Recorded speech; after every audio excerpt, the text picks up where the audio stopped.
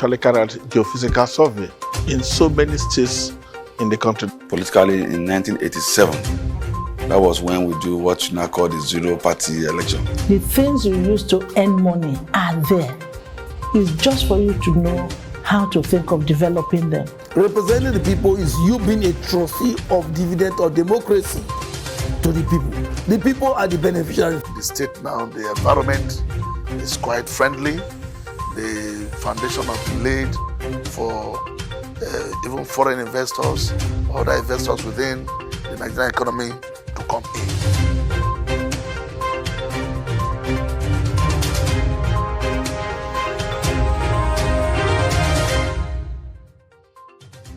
It's interesting to have you join us on the biggest personality television program, DESOPADEC.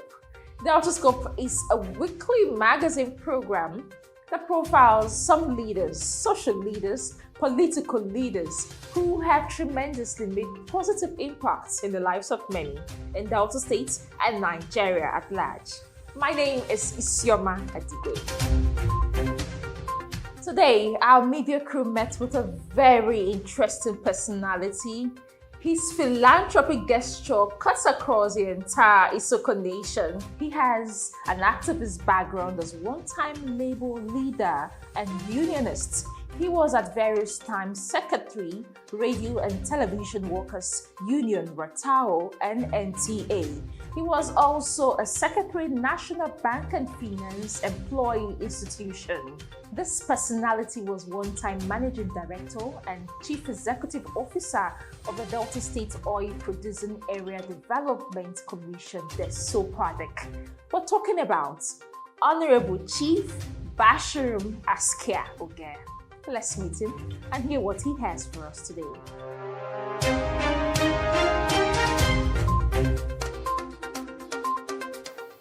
I'm Bashorun Askia Ogieh, the Managing Director and Chief Executive Officer of DESOPADEC.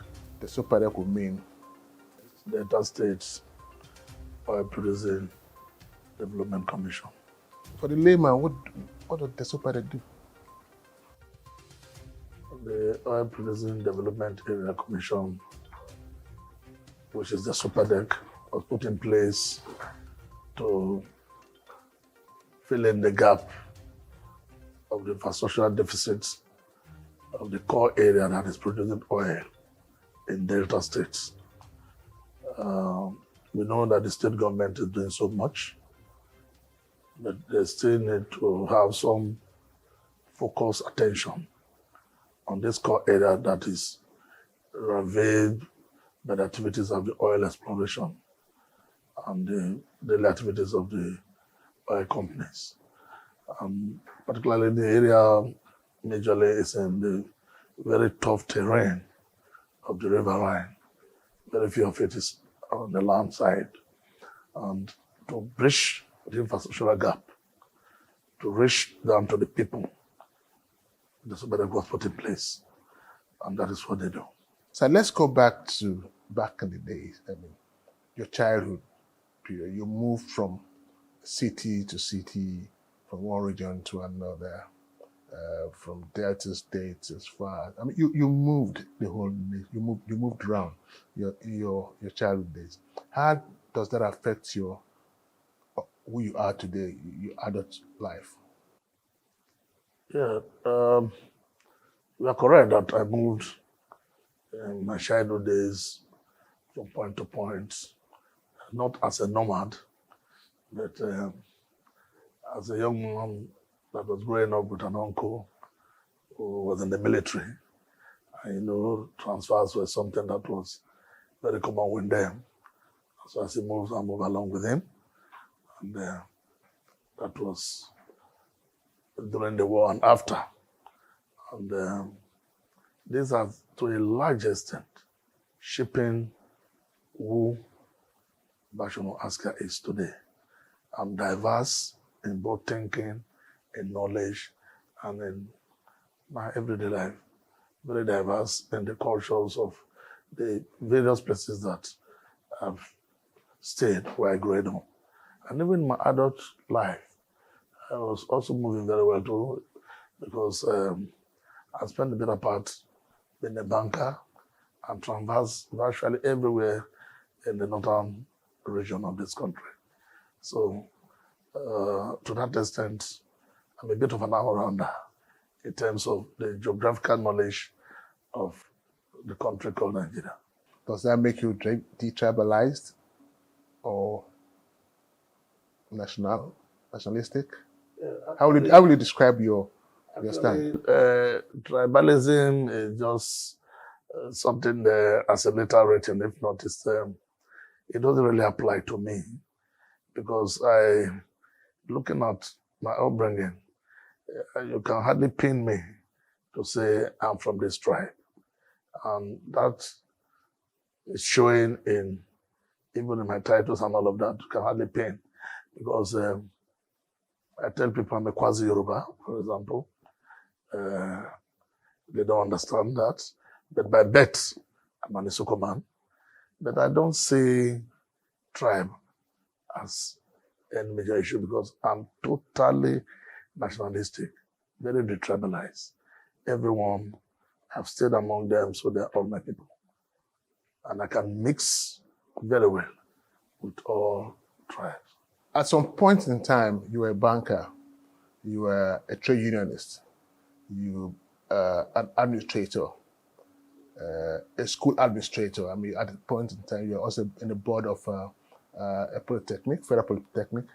You know, then you became a local government administrator. Now you are the headsman, and the CEO of DESOPADEC. Now looking back, sir, let's talk about the ups and downs of this your journey. Well, like I said, I was a trade unionist, a comrade, kind of. That was way back in my days in the NTA, NTPC, in Metro Island, Lagos, as secretary of RATAWU at that time. And when I voyaged from the media into banking sector, I also hold sway in NUBIFIE, the National Union of Banks, Financial Institutions, Employees. That took me up into the NLC and all of that. And that was the very tortuous and very tasking one. I guess it was more tasking in all my history, particularly during the days of our current president, Buhari, and Idiago, when they came out very hard on the Bank of the North then and New Nigeria Bank. Came out hard on them to sack their workers and all of that. And we have to come out as a union to say no. Because at that time, even the Central Labor Union, NLC, were very afraid. Anything the head of state does was fine. And people were so afraid. But we took it upon ourselves as NUBIFIE to put a stop to it, to fight for the freedom of our people and give them a voice. To the glory of God, we succeeded, but it was a very hard one. And well, from there on, getting to the management cadre of the bank, we start cooling down, moving on to all other areas of administration. Of course, at that point, we are no longer unionized. You now start cooling down and bringing to bear the management tactics to cater for the people and do things better than the way you made them. That has been the way. Now, as assessment of the DESOPADEC, having been properly primed by my experience of the past, I can say that this experience has aided me in service delivery to my people, which is why I've been put there by my boss, His Excellency Senator Dr. Activism, the governor of Delta State. Okay, so you said do things better the way you met them. In all these seats of responsibilities, would you say you do things better the way you met them? Oh, sure. Everywhere I go, I add value. Everywhere I go, I leave my footprint. Everywhere I go, to the glory of God, I'm celebrated because I add value and ensure that things run smoother than the way they were. Everywhere you go, you tend to be in charge. When you were in NTA, NTPC, you were in NUBIFIE. You were the secretary. That was RATAWU. When you were in RATAWU, you were the secretary, the head. When you sojourned from there to the bank, you joined the bank and you became. I started as secretary all over again. Yes. Then up there to domestic committee. Okay. And then to the NEC and now NLC and all of that. That trait of yours, would you say that same thing you moved into politics, of always wanting to be on top of the wherever you find yourself? Yeah, being on top is actually what the people recognize this in me. I guess the people, at short period, it's easy for them to recognize the leadership qualities that are in me, which is part of what I imbibed as I was growing up. So that is what has been placing me there. It's not that I actually come in to say I want to be at the top, but the people always move me. Like when you were chairman of Isoko South local government? Yeah. When I was chairman of Isoko South, I left history there. I came in as the very first elected chairman in the history of Isoko Nation, near Isoko South, that was elected unopposed. At my party primaries, it was unopposed. Every other person, I haven't seen how much we put into the system, left the race for me. And at the main election, apparently the opposition parties were thinking that if PDP did not give me the ticket, they were going to offer me theirs. And when they realized that PDP gave me the ticket, all their aspirants have to down tools. And so by the instrumentality of the law of DESOPADEC, I was declared the winner a day to the elections in accordance with the law. So that is my journey into the Isoko South. That was the first time it came to me. Those were when elections to the councils were fiercely competitive.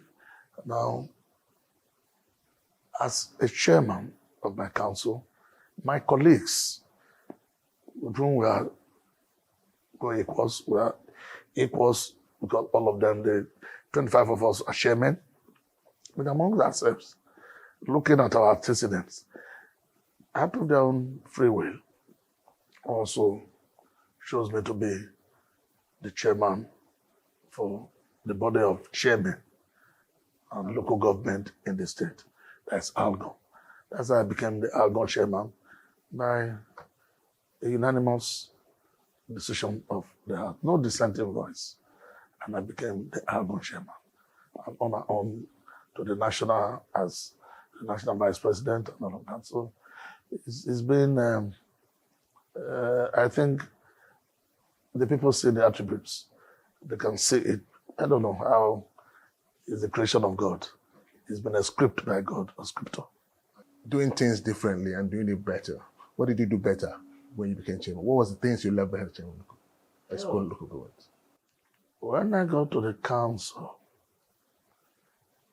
I have this, before I got to the council, I actually sat down because it's something that I longed for over some years, that I want to go to the council. And so when the opportunity came, before it came, I've written down what I think I'll be able to do. That opportunity came. Yes, the finances were a bit slow, but notwithstanding, with determination, I was able to first ensure that we create a Isoko, we are almost at the end of one part of the state, so to say, very close to the river and all of that. And there are no industries within the area.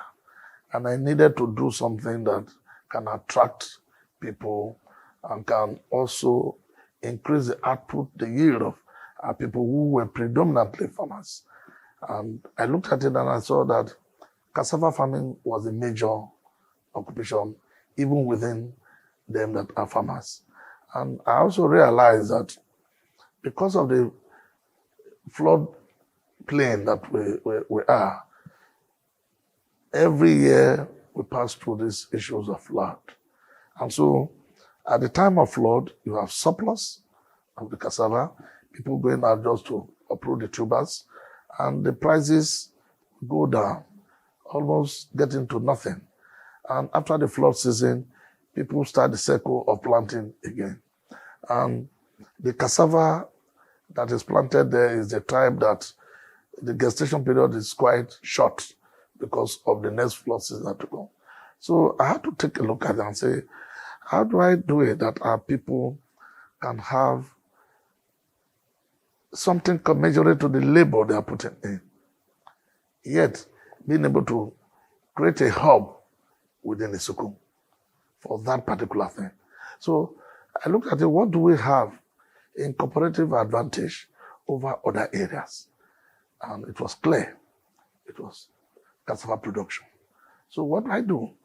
I thought of a factory or a system that from the beginning of planting to the finishing, we can put something together. And that is what gave back to the Uzere cassava processing factory. So we have a large expanse of land that we took from some communities, ensuring that the labor that we use in those places are from those local communities. So that way, we've been able to generate some level of employment for these persons at the time.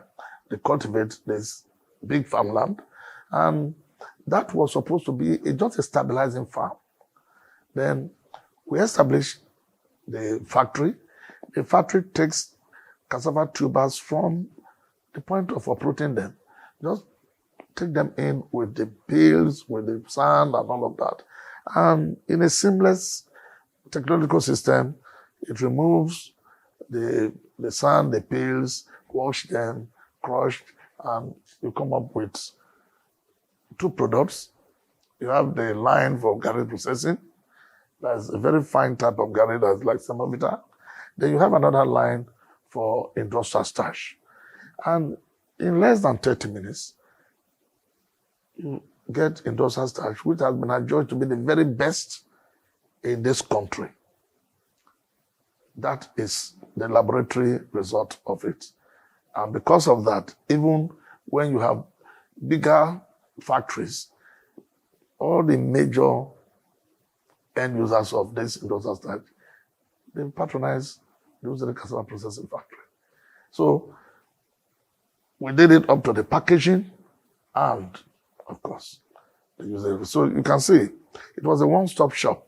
And it took us also to somewhere in Umudike in the southeast to go and get the species of cassava that can, the stem of cassava that can take a short gestation period so that within 6 months it's matured. We have to go all out to go and get that one.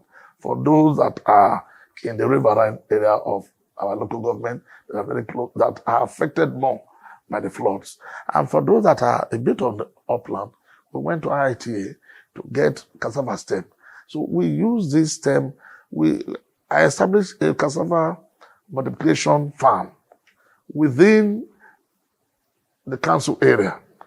It's a dedicated farm. I don't know whether it still exists now, where you, year in, year out, these stems that we have brought, as we distribute, we also multiply stems in those areas. The tubers from there are always given sold to the factory, but then, year in, year out, these Isoko South people, by the design of what I put in place, I'm supposed to have cassava stem at next to nothing for free. Just get the stem and all of that. And before the commencement of the factory, apart from the stems, I ran a program where we have to train persons. We took them about 30 or 20 from each of the wards across the 11 wards and got them trained at Ibuzo, the ADP at Ibuzo. They trained them in the act of using these herbicides to weed. And by the time they finished their training, we were able to give them starter packs in a way that these persons, I think there were about 660 of them, were trained to weed and start life on their own with the starter packs, enough for them to commence and to go on like That's that. on a local government level. That's at the local government. These persons were picked from the streets, from each of the wards, and they started life on their own that way. We were able to do all of this. And for the farmers, we gave them farm implements, up to cutlasses and files, because I was set for a revolution in the cassava production sector in agric in my place, so that they can get more yield to feed that factory.